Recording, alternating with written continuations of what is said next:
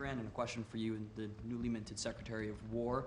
What message does this send to our enemies, to our allies, to the American people? And again, what gave you the idea for this rebrand at this moment in history, sir? I think it sends a message of victory. I think it sends really a message of strength. We're very strong. We're much stronger than anyone would really understand.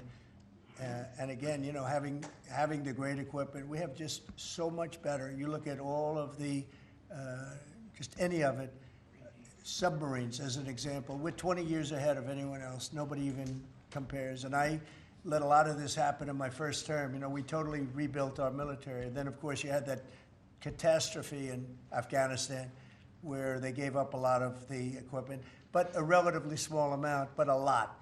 It was a lot in Afghanistan. I think it was the most, General, I'd say it was the most embarrassing day in the history of our country, the way that happened, the way they went to the wrong airport. They should have gone to Bagram, not the local little airport with no security, with tight quarters, etc.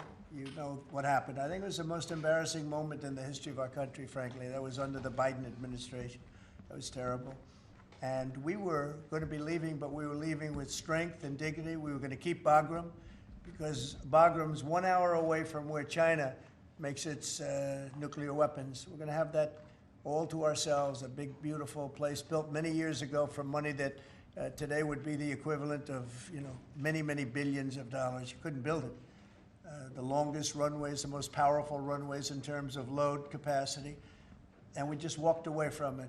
So stupid. And they were fools. The people were fools. No, we have the strongest military, and I think that indicates we have the strongest military. And, you know, we had it, and we won World War I, we won World War II, we won everything before, and as I said, we won everything in between. And we were very strong, but we never fought to win. We just didn't fight to win. We didn't lose anything, but we didn't fight to win. We could have won every one of those wars quickly. But they went a route that I think was probably politically correct, but not correct for our nation. So I think the Department of War sends a signal.